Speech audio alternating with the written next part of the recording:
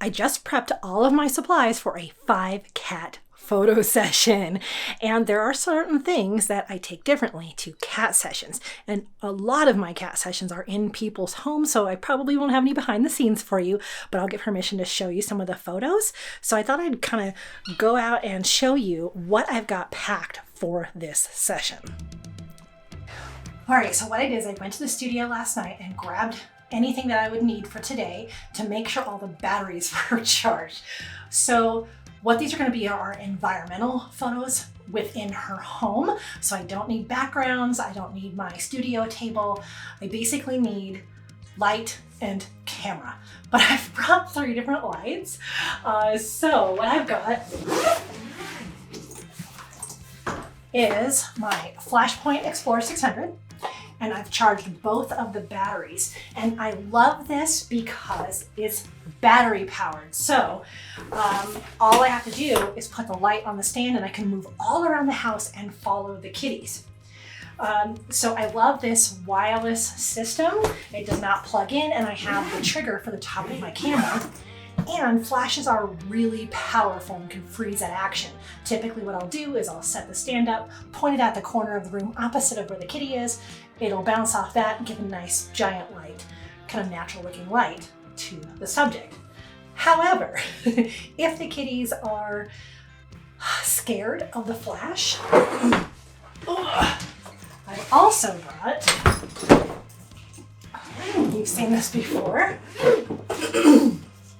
my Godox, the Godox UL150. This is my studio light. So this is actually a continuous studio light, but it has this ginormous cord and it's really heavy, but it is completely silent. The downside to using this is that it is corded, it's real heavy, and it's not as powerful. I also have 2 light stands. So I have this one that I can put my speed light on because I brought that too. Every once in a while I have trouble with a flash and I like to bring a speed light, so that could work. And I can put it on this small light stand. Okay, Bruno, my bird has a lot to say today. I'm also bringing a tripod because there are 5 kitties and they're not all getting along right now. One of them, they've only had a few weeks, so I might have to composite them all together. And I have had to do this for this particular client's kitties before. A few years ago when they had 4 cats, they'd just gotten their 4th cat and it wasn't old enough yet to interact. So we ended up compositing the 4 kitties together on her couch. So I foresee that as a very strong possibility, and it's way easier to composite when you've got a tripod. In this bag, let's see if I can get it in view, I am bringing my own little basket because novelty and it's nice and soft. I've got my magic wand toy. I've got my spray-on catnip. This is what I call clear catnip. I will spray this on my shoes and on my camera bag before I go in, and a couple of different toys. They have 5 cats, they have a lot of toys. And this is the cord. It's the extension cord and then the battery pack type thing for the big video light. So you can see why I don't want to use that. In the car, I do have a heavy duty light stand and my giant 42-inch round softbox. So I'm bringing that as well. I think that'd be a really pretty light if I end up using the UL150. And then in my gear bag, I make sure I have all of my extra batteries and cards. I've got my spider holster because I'll probably end up wandering around the house looking for the kitties. And I'm bringing all 3 of my main lenses. For shy kitties, having a long lens so they can almost be in another room. I have my 70-200. This is my Sony A1. So this lens comes in really handy for those shy ones. It's also 2.8, so it could withstand lower light. I've got my wider angle 17 to 28 Tamron because they have since moved and I can't quite remember the configuration of their house. So if Kitty ends up being kind of comfortable in a smaller room, I'll want a wider angle lens. And then my new lens, my 24 to 70, would be great for that group photo. So this is what I plan to use for the group photo. I also have the trigger for all of my flashes. So I've got my speed light in here, which is a flash point. It takes the same trigger as the Explore 600s. And then of course, rocket loader. And then I'll show you the last thing. I'm wearing sturdy jeans. I plan to be kind of crawling around the floor. I wear a shirt that's long enough for that. And then I also usually take my shoes off at clients' houses, so I have cute kitty cat socks. So also I'm meeting Frank there. So Frank is so amazing with these kitties. We have a big plan in place. The one new kitty, or the kitty that's having a hard time adjusting, will be out and about when I get there, and then we'll slowly let out the other 4 kitties. So that is the plan at this point. I'm hoping we can let out 1 kitty at a time and make sure we get individuals of everyone. They all have very different personalities. And I'm assuming that the clients themselves don't want to be in the photos. They didn't last time. So that's the goal. Just like at any session, we're going to get individuals of every kitty, and we're going to see what we can do to somehow get a group image, and it'll most likely have to be composite. So I've got a plan in place for that. The other thing with composite is you want the same lighting for every photo and the same white balance. So I'll set white balance once I get there. It's on auto right now. But if we get clouds coming and going out the window, I just want to be careful that the lighting's all the same for the final composite. The other thing is, I think I will bring my little roll of white gaff tape so I can mark on the couch where each kitty is. So when I go to composite, I'll know where the overlap is. So I might go to that length. I'm not sure yet. So that's the plan, and I leave in just a few minutes. So let's get going. Okay, so we did it. We photographed all 5 kitties in the client's home, and this is how it went. So I had all of these light stands. I had 2 different lights, plus my speed light and my camera and 3 lenses and the extension cords and all of the things in the basket. What did we actually end up needing? So when I got there, I assessed their house and where would be good places to photograph the kitties. They had a really nice couch upstairs and a nice couch downstairs. They had this cool floral ottoman. And so we picked some places that we thought would look good with the kitties and that the cats like to be. And so one kitty actually is having a hard time adjusting, and so she stayed in their bedroom, and we just kind of simplified their room a little bit, moved some pillows around, things like that. And we started off right away with the Flashpoint Explore 600 because they seemed to be doing fine with it. So I kind of did a test flash and they did fine. So that was awesome. I didn't have to get out the heavy duty stand. I didn't have to get the big Godox UL 150 out. I did not end up using that flash.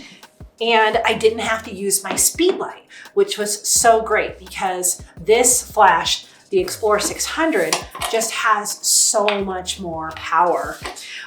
So we really only needed this plus the controller, which is in my camera bag, and I didn't even need the extra battery.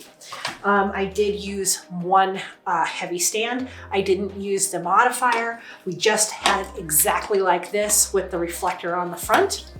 And oh no, I'm stuck. I'll tell you how we use this in just a second. For the most part, I used, of course, my Sony A1 and the 70 to 200 lens. I did use the 24 to 70 a little bit because I was framing in their couch. So we thought we'd be able to put the kitties together on this couch, at least maybe 3 of them, and composite in 2 more.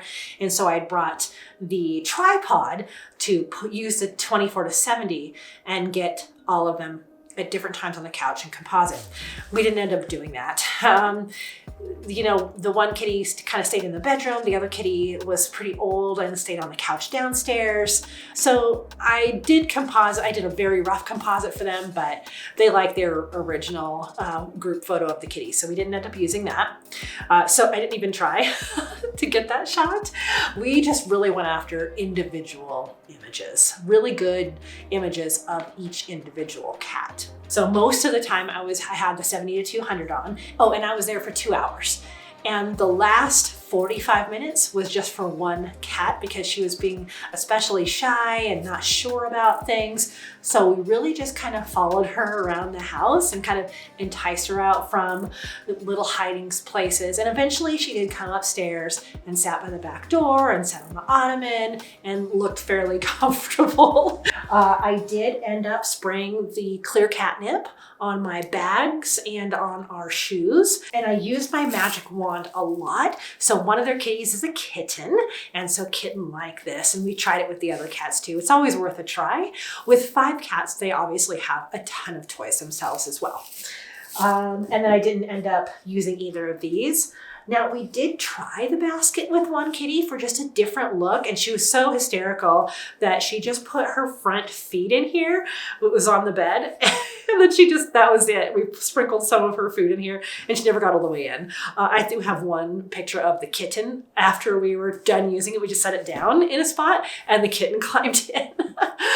So we weren't able to use this basket, but I brought it because you want to bring a lot of variety because you never know what you're going to end up using. So for lighting, what we ended up doing was we had this light on a stand, and if this was the ottoman that the kitty was on and there was a wall behind me, I would have Frank put the light opposite the kitty, pointing up towards the ceiling into the corner so it could flash up and come back down. And that gives just a really nice, soft, even light. And it's not harsh. We're not getting bad shadows. And this was also like, say that ottoman is next to the back sliding door. So we get a little bit of light from the sliding door, and then this light on the opposite side reflecting back from the corner. So that worked out really well. So we would just move the light and the stand around up and down the stairs. So Frank was amazing with that. And then in the end, the last kitty was moving around the house so much, Frank said, why don't I just take it off the stand and hold the light? And so instead of using the stand, Frank just walked around. Let's see if I can get this. Yeah, here we go. Frank just walked around holding this light. And I said, oh gosh, just be careful. You're never like pointing it at your face, because sometimes the cat's in position. I just take the picture and I'm not looking at Frank. So make sure if you have an assistant doing this, tell them to keep it away from their eyes. So he would just wander around the house, and I would say, okay, if the kitty goes to that area, then I want you to point this up to this so it comes back down. And so the last half hour or so, Frank was just lugging this light around with him. And that worked out actually really well. That's the second time Frank and I have had to do that in a session. The first time it was just really a tight space, and we would have had to put the stand on a couch, which wasn't going to work. So he did the same thing. He popped it into the corner and back to where the kitty was, and it looked beautiful. So that is a big tip for you. Flash your flash into a corner and have it bounce back at the kitty. So that's what we ended up doing. We did end up kind of following the kitties around the house. The ones that did like to be handled, then I had the owners do that, and I had them put them carefully into place. We had those treat pouches, or they did. Treat pouches work really well for a couple of the kitties, but make sure that you get a picture of them not licking food off their nose, because they had mentioned that too. She's like, I think we're going to have all pictures of the kitties licking their nose. So wait until they stop licking and then take the photo. And sometimes you'll just have to edit off some of the treat from them too. But we didn't have to in this circumstance. So we had treat pouches. We had all kinds of different little toys. We followed them around the house and just wanted them to be the most comfortable they could possibly be. And so we ended up today looking through all the photos, and they picked out their favorites of everyone. And we're going to combine those with the photos that I took in the past for their entry wall. So they're going to have, each kitty will have their photo from a few years ago and today's photo, except for the one kitten. The one kitten will have just her one photo up there until, next time. So it's going to be this really beautiful display of all these cool cats in their entryway. So big props and thank you to Kristen and Anthony for inviting me to photograph your kitties and then allowing me to show everyone here all of the fun photos. So